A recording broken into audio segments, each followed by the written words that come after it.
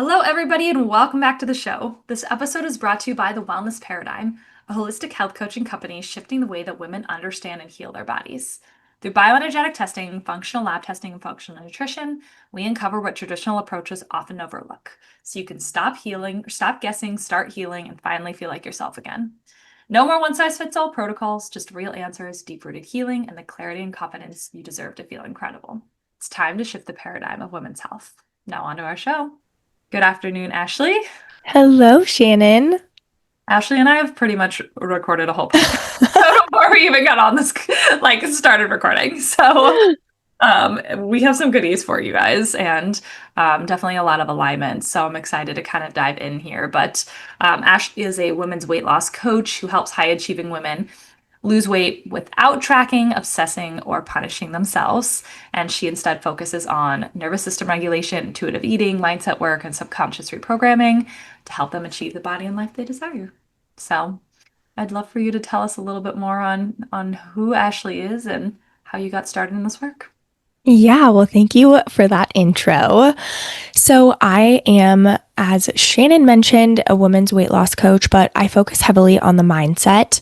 When I first started my journey into self-development and even wanting to lose weight, my I was someone who was really, really in my head.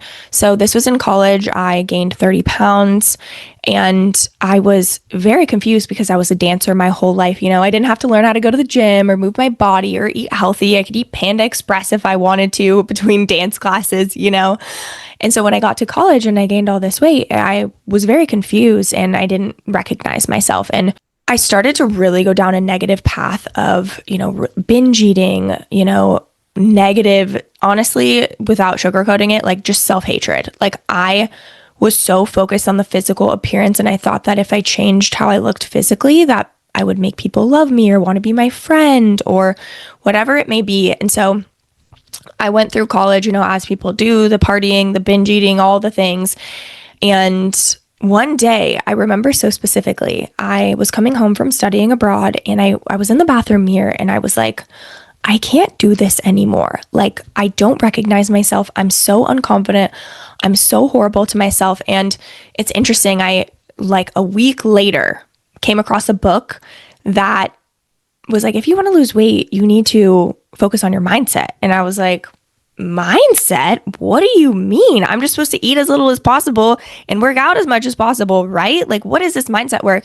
And that really changed the trajectory of, not only my body, but my life, because I realized how powerful your mind is. And that's what really drew me into working on, helping women become their healthiest and happiest version of themselves is, you can still have the body and not love yourself, love how you look, love your life, and that's kind of as we kind of talked about our transition from health and fitness coaching to kind of like our whole journey. But I realized, I could tell you all day, okay, go eat healthier, go move your body, but it's so much deeper than that. If you are constantly self-sabotaging or constantly saying you're going to work out or move your body or eat healthier and you continuously self-sabotage, it's so much deeper than that. We've got the mindset, we've also got the emotional, the past trauma. We are just complex human beings. And so now I really help women navigate that in a completely different way that's so much different than, okay, here's what you work out, or here's how you work out, and here's what to eat. It is just so much deeper than that. So that is a very brief version of how I got to where I am today. Yeah, I mean, you and I chatted for a while before this and seeing the shift and just understanding that yes, macros and workouts have their time and place and then they can work, but it's about subconscious repatterning. It's about getting your body out of fight or flight or freeze for many of our clients, right? It's Mhm. like, we keep thinking it's about willpower. And if I just do a next diet or get the perfect macro or do a great detox program, then it's gonna, and it's like, yeah, but none of that's gonna work if you don't don't love yourself, if you keep why do we keep the weight on? For fear of being seen, for fear of changing, protectiveness. It's like when we understand these things, we can't look at nutrition and fitness the same, like almost the same way, Exactly. Exactly. And that's like almost a almost a hard transition, right? We were chatting about this, like it was way easier to do the macros Yeah, yeah, to just, pretend like that was it and be like, do journaling and take a bubble bath yeah, and leave it at that. And then, you see more and more people, I think, especially now, struggling, right? It's like yeah, people's mental health, it really needs help. And it's like, you realize that the nervous system retraining and reprogramming and understanding these things that seem whoa, whoa, right? It's like, oh, but what you've been doing hasn't been working. So aren't you willing to kind of look at the things yeah, or yeah, maybe absolutely. Yeah, and it's so interesting too, we think about willpower and that's what people think they need more of. Oh, I just need more willpower. I just need more discipline. And when you're actually dysregulated, there's a part of your brain that mutes or completely shuts off your ability to consciously choose, aka have the willpower. And so you're just going to go into this default mode where, okay, if I'm dysregulated, I can't make that conscious choice. I'm going to just go back into my past patterns, which is where that self-sabotage comes in, where it is like, okay, I'm going to move my body. And then you decide, maybe not today, even though I was on a good roll. It's just we have these mind games with ourselves and it's really exhausting and we can be so hard on ourselves, which is again why the mindset is such an important piece. And, I don't, my personal opinion is like, you can't actually take control of your mindset if you're dysregulated either, because you're going to have less conscious choice. Because if your body's in that fight or flight or even, freeze, your body's not like, okay, let's digest optimally. Let's focus on like, how can I live a happy life? Its only job is survival, which I'm sure your audience knows because I know you do a lot of deep nervous system work. But again, it's like, yes, the nutrition is important. Yes, the moving your body is important. But in order to get you to actually take that action, we gotta peel back the onion layers, baby.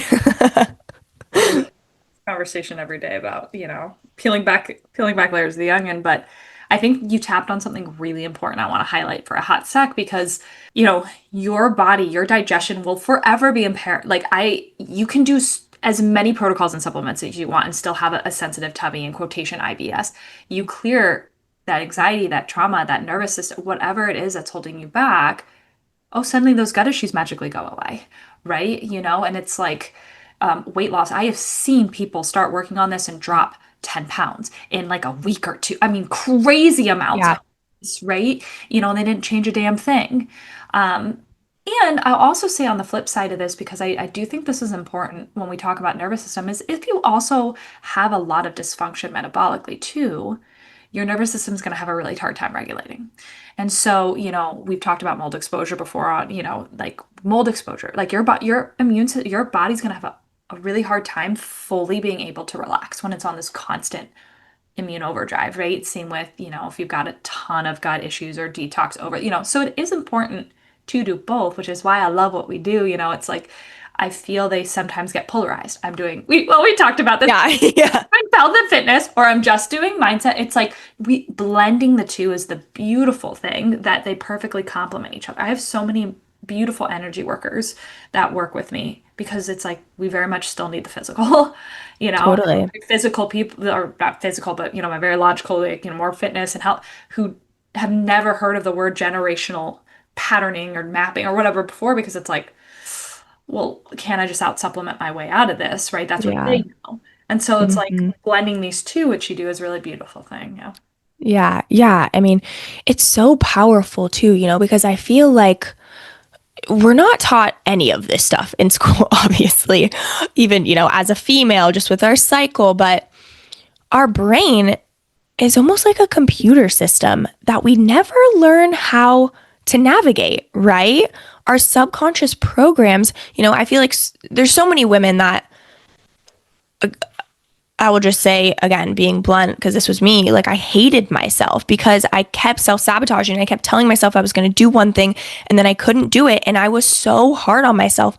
But when you learn to understand your brain and how it works, that knowledge is so powerful because you can say, okay, I am this way because of, experiences that I've had, generational trauma, my own trauma from when I was growing up, from ages 0 to 7, you only have a subconscious mind. You don't even have a conscious mind. So you don't have the ability to decide if you want to hold on to that belief or not. Therefore, that's ingrained in your brain for the rest of your life. And when you understand that, I just think it gives you so much power to be able to, one, be less hard on yourself and be able to take the action to change it, which is why I love subconscious reprogramming, because I think it also, as a little side note, so I really got into subconscious reprogramming in the last year, and I've been doing it on myself like every single day, every single week.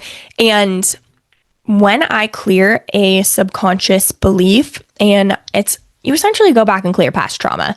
But I've done EMDR, not sure if you're familiar with that, but I love subconscious reprogramming so much more because it's a little less intense than EMDR, and I feel like it works better.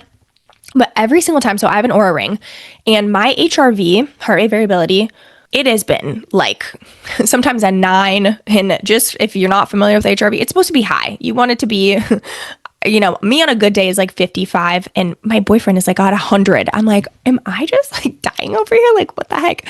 But subconscious reprogramming can actually be connected to your nervous system because you're energetically letting go of this past trauma.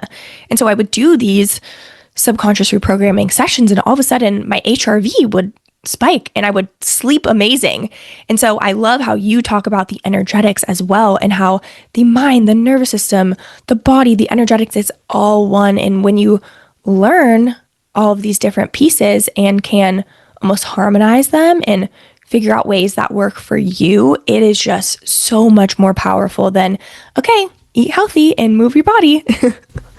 Yeah, I mean, 100%. It's important to integrate it all. Now, for somebody that's maybe unfamiliar with nervous system work, somatic work, whatever that kind of, means for you, like what are the certain maybe techniques that you're using with your clients, or certain ways of communicating that you found have had the biggest breakthroughs? Yeah. So I actually have my clients go on a nervous system protocol. And a lot of my clients, since they are high achieving women, are rushing.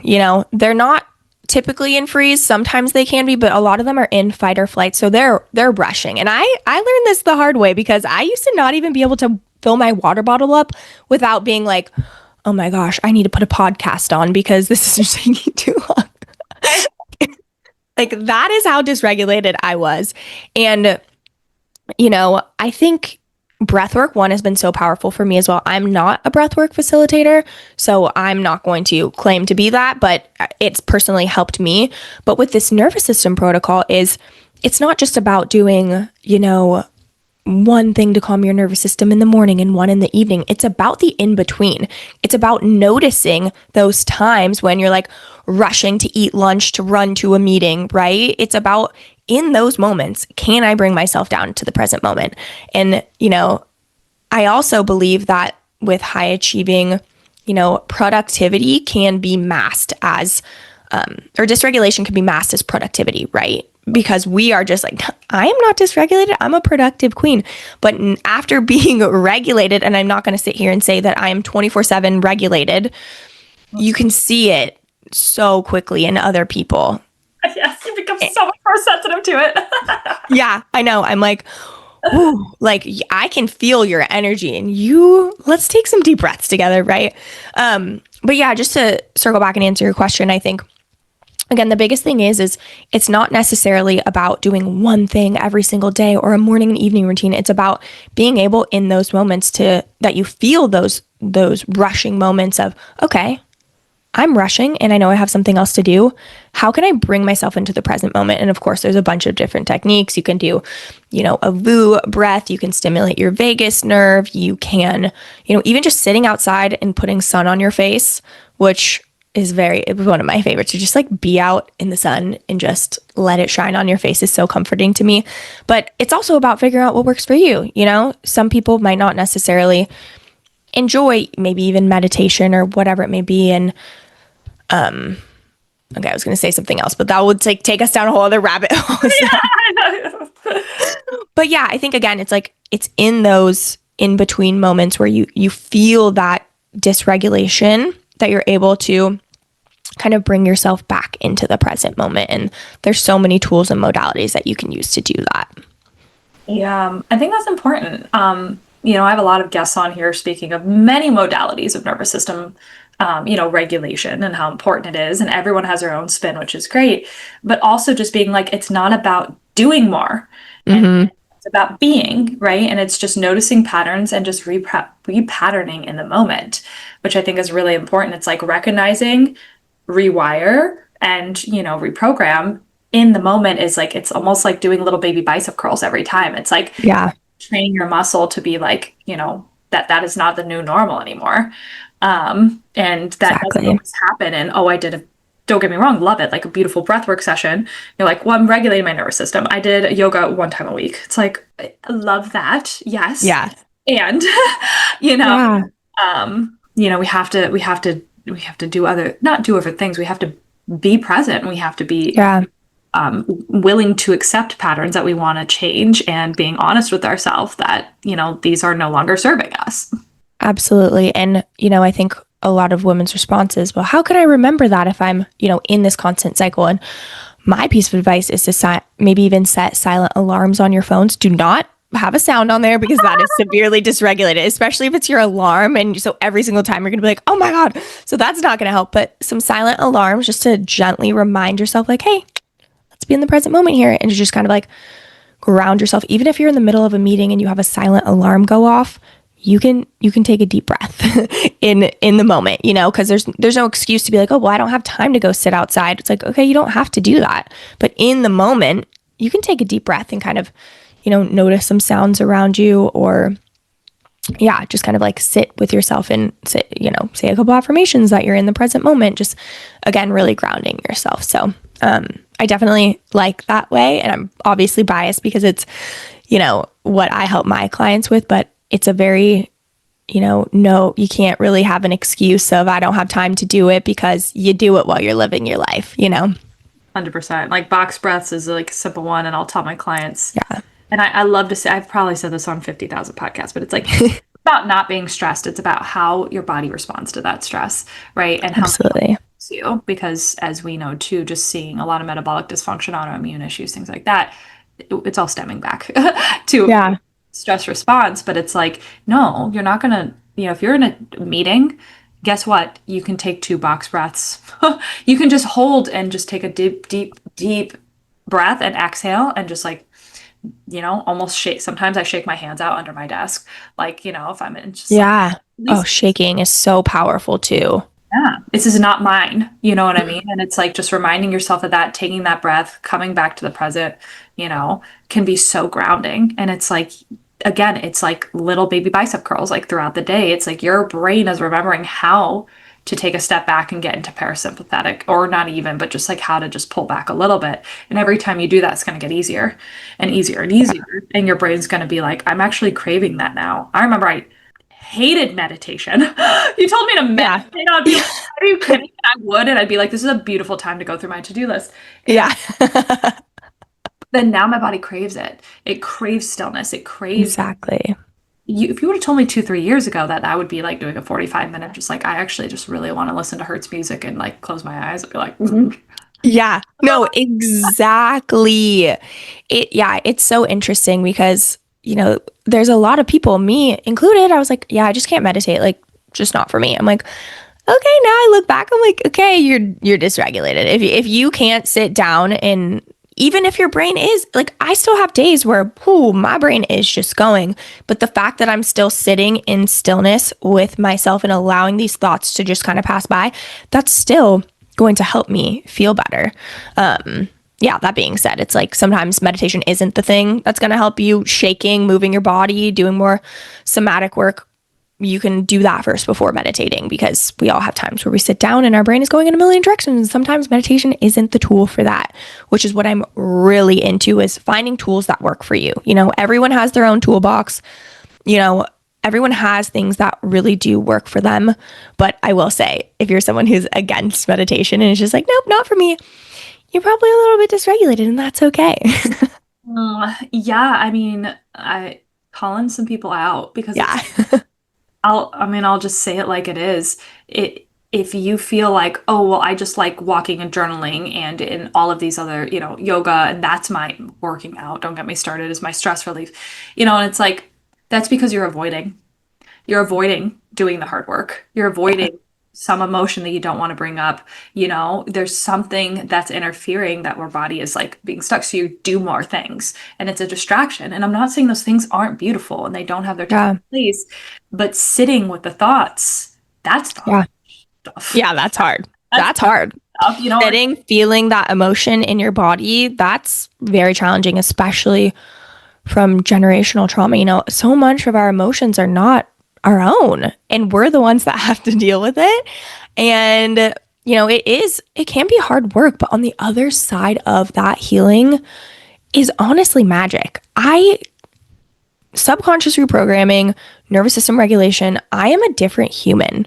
I get to experience the world in such a different way and I get to enjoy my life. I feel like, when the whole romanticize your life trend came about, I was like, okay, I'll light a candle. But I wasn't getting the vibe of like, okay, I'm just going to sit and drink my coffee. I'm like, what? If I'm drinking my coffee, I'm about to be journaling or like planning my day. I'm not just going to sit and drink my coffee. Are you kidding me? So it's just when you regulate your nervous system and you do the hard work and you deal with your emotions and you reprogram your subconscious mind, it truly is magic. On the other side of that, you get to experience the world in such a different, more powerful, happier, amazing, abundant way. Oh, mic drop, absolutely. I feel like that's like a good little wrapping up point. Yes. That was, yeah, that's exactly true. But if people wanted to dive in more into the work that you do, where can Yeah. they go? Yeah. Instagram is probably the best way to find me. So it's just at Ashley Robutz. I know Shannon said she'd put it in the show notes. That's the best way. I do have a podcast as well. We're going through a rebrand. So I thought maybe just sending everyone actually to my Instagram would be the best way to find me. Congrats, rebrands are fun. Love work, but they're good. Well, awesome. I will definitely put that down below if you would love to go follow her. And just, I always love when people have takeaways to just shoot Ashley Yeah. me a DM. Would love to hear if you got little nuggets away from our Yes. conversation. But Yes. thank you, Ashley, for being here. I appreciate you. Yes. Thank you. Listeners for being here. Appreciate you too. Thank you so much for having me. This was such a fun conversation. Yes, absolutely. We could talk for like another 2 hours, I know. but it was good having you, and we'll catch you guys on the next show.